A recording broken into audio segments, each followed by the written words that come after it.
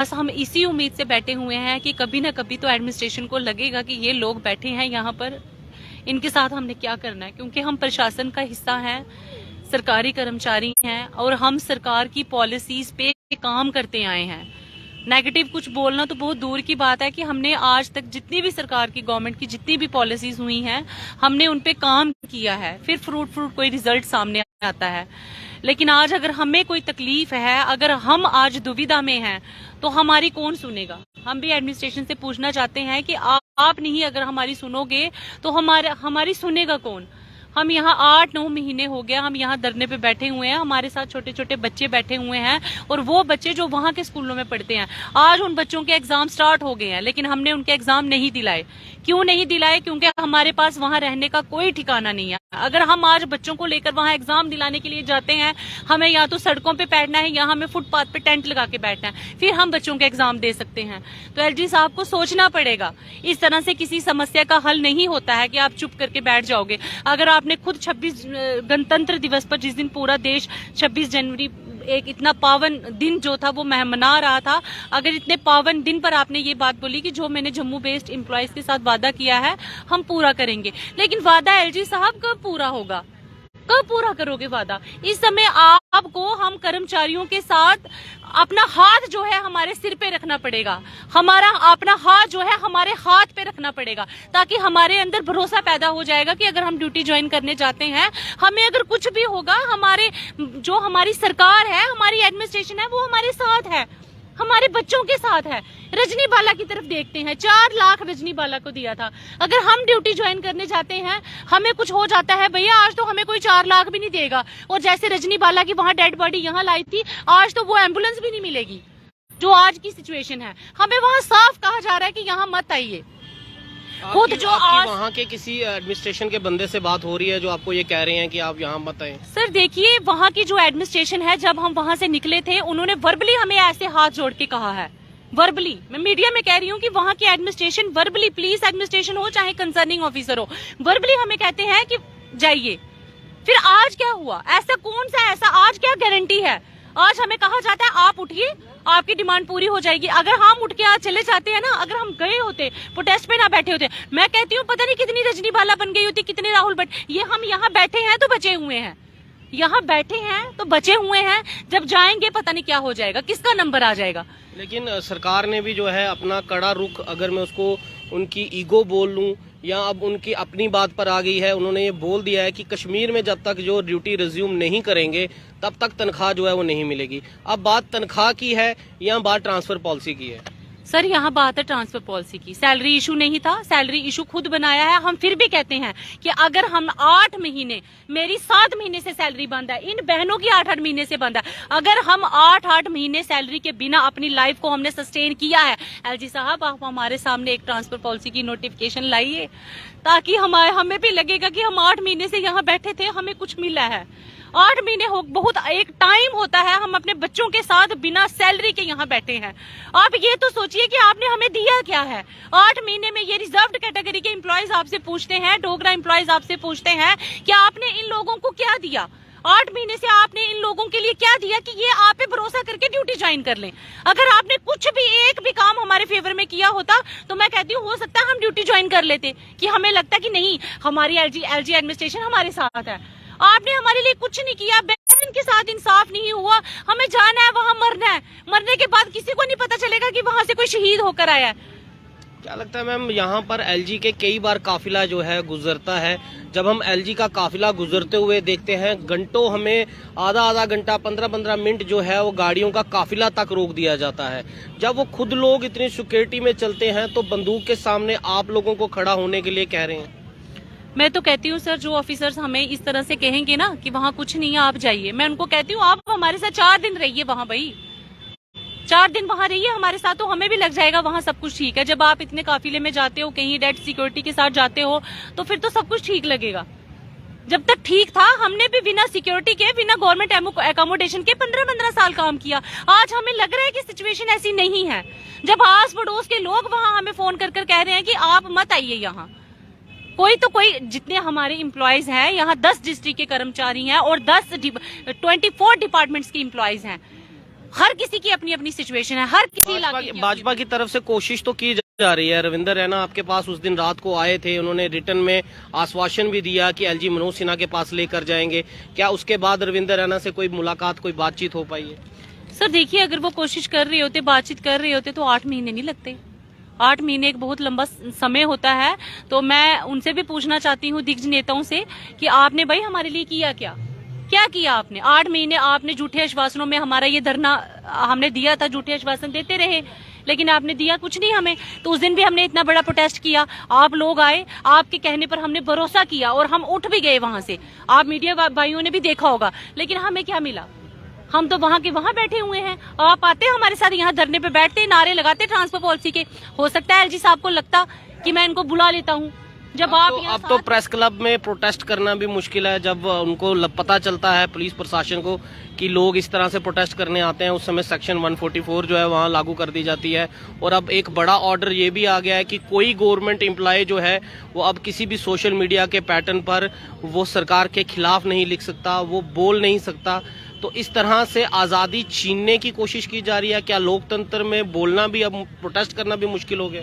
Sir देखिए, मैं तो ये समझती हूँ कि अगर सरकार की जो पॉलिसीज हैं उनके खिलाफ गवर्नमेंट एम्प्लॉयज को बोलना ही क्यों है? हम में से कोई भी एम्प्लॉयज ऐसा कोई बताए कि हमने कुछ कभी बोला गवर्नमेंट की पॉलिसीज के खिलाफ? हमने आज तक कोई पॉलिसीज के अगेंस्ट अगर किसी ने कोई पोस्ट डाले हो, हम तो उसको भी शेयर नहीं करते, क्योंकि हम प्रशासन का हिस्सा हैं और उसी प्रशासन से हम गुहार लगा रहे हैं 8 महीने से कि भाई हमारी सुनिए। जब ये लोग हमारी सुनते नहीं, हम क्या, मैं अपने राइट टू लाइफ के लिए लड़ रही हूँ। मैं कश्मीर में 15 साल काम कर चुकी हूँ। मैं कहती हूँ कि मुझे अब घर में वापसी होनी चाहिए। मैं अपने अधिकारों के लिए लड़ रही हूँ। मैं सरकार की किसी पॉलिसी के अगेंस्ट हम कुछ नहीं लिखेंगे, ना हमें लिखना चाहिए। हमें लगता है कि हमें नहीं लिखना चाहिए, लेकिन सरकार हमें सुने तो सही। 8 महीने से हम बैठे हैं, पीसफुल प्रोटेस्ट कर रहे हैं। हम कभी गेट के बाहर नहीं गए, कभी हमने किसी को इनकन्वीनियंस, गाड़ियां कभी नहीं रोकी, कभी हमने हल्ला गुल्ला यहाँ नहीं किया। अगर हम बाहर भी, हमने प्रेस क्लब में भी प्रोटेस्ट किया होगा, वो भी हमने पीसफुल तरीके से किया। वहां पर भी हमने कोई हल्ला गुल्ला नहीं मचाया। ये आप मीडिया कर्मचारी इस चीज का सबूत हो। क्या एडमिनिस्ट्रेशन को इस चीज का पता नहीं है? अगर हम प्रशासन का हिस्सा हैं तो हमारी डिमांड कौन पूरी करेगा, कौन सुनेगा? हम पूछना चाहते हैं सरकार से कि आप ये नहीं कह सकते कि ये आप लोग इंटर डिस्ट्रिक्ट के तहत गए हो। इंटर डिस्ट्रिक्ट कौन सा डिस्ट्रिक्ट कैडर? अब जब आपने यूटी बना दी तो फिर यूटी कैडर रखिए, ये डिस्ट्रिक्ट कैडर खत्म कीजिए। कहीं ना कहीं ऐसा लगता है कि कुछ जैसे पीएम पैकेज के एम्प्लॉयज हैं, कुछ एम्प्लॉयज तो जम्मू में प्रदर्शन कर रहे हैं, कुछ एम्प्लॉयज जो हैं वो श्रीनगर में जो है घाटी में अभी भी लोग काम कर रहे हैं। सर देखिए, उनके पास वहां पर क्वार्टर्स हैं, ये तो आप सब लोग जानते हो। एडमिनिस्ट्रेशन को भी पता है कि बहुत सारे जो कर्मचारी हैं उनके पास क्वार्टर है। मेजॉरिटी जो पीएम पैकेज हमारे भाई हैं उनके पास वहां पर गवर्नमेंट अकोमोडेशन है। हमारे एक भी एम्प्लॉयज के पास वहां पर सरकार की तरफ से अकोमोडेशन नहीं है। और हमें ये कहा जाता है आप जाइए, वहां के जो कंसर्निंग डीसी हैं वो आपकी अकोमोडेशन और आपकी सिक्योरिटी। भाई मेरी ड्यूटी है, किसी पहाड़ी के ऊपर मेरा दफ्तर है, मुझे क्या वहां पर सिक्योरिटी दी जाएगी? वहां दरवाजे ही नहीं है मेरे स्कूलों के, दफ्तरों के, हमारे आप यकीन मानोगे वहां वॉशरूम का दरवाजा नहीं है, तो मुझे सिक्योरिटी कहाँ दी जाएगी? और मैं क्या, वो पहले मुझे कोई वहां से गन लेके मारने आ जाएगा, मैं उनको बोलूंगी भैया रुक जाइए, मैं डीसी साहब को फोन करती हूँ।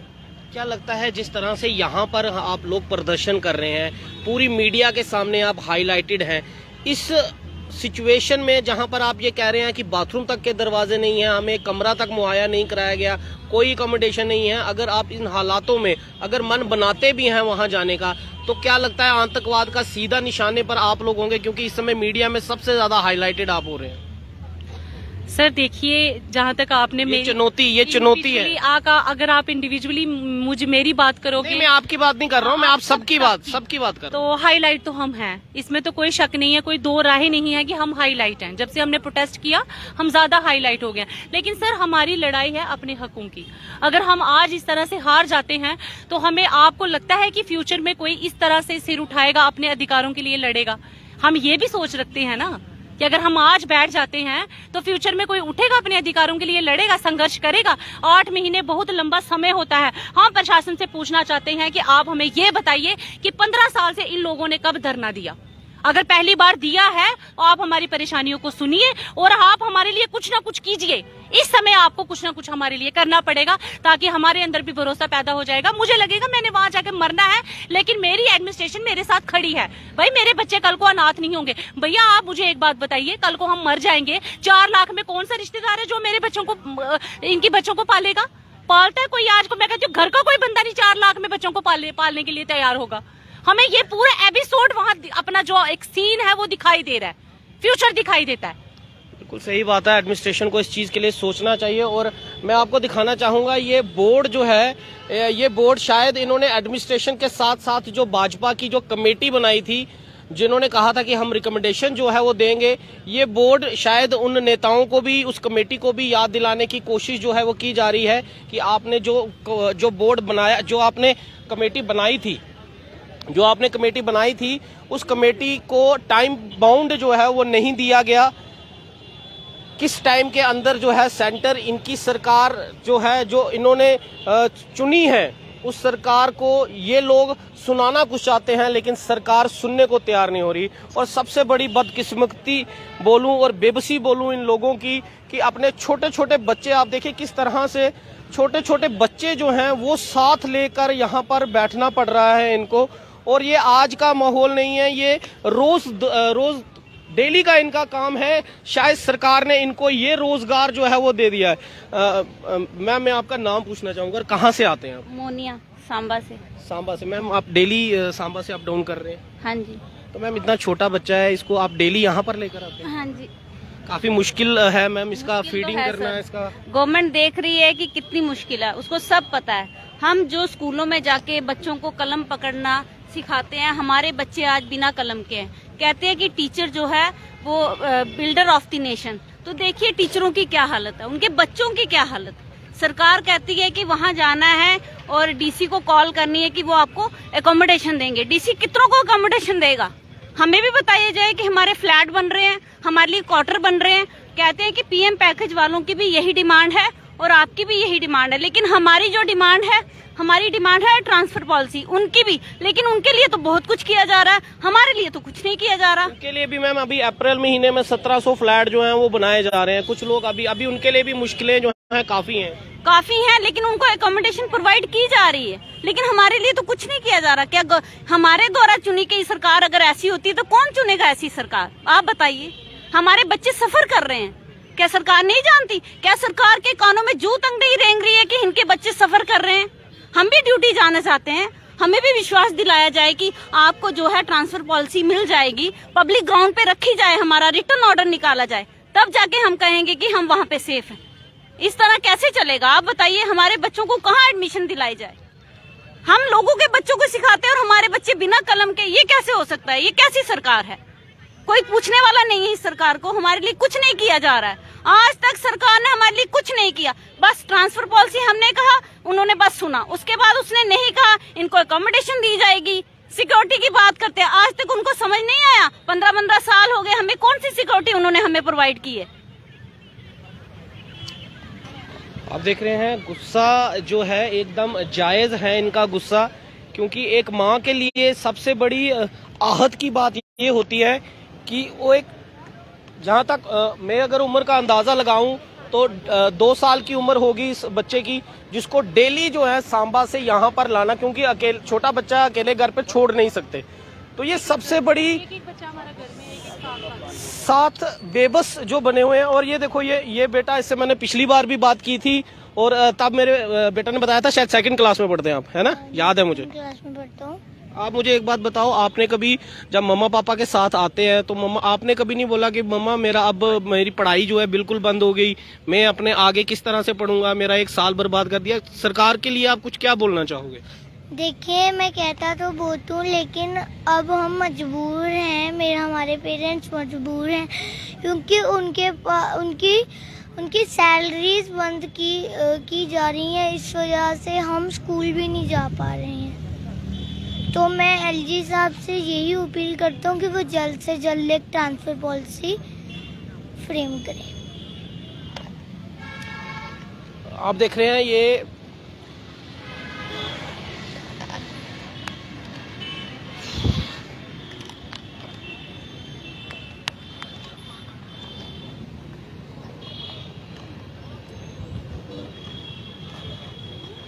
ये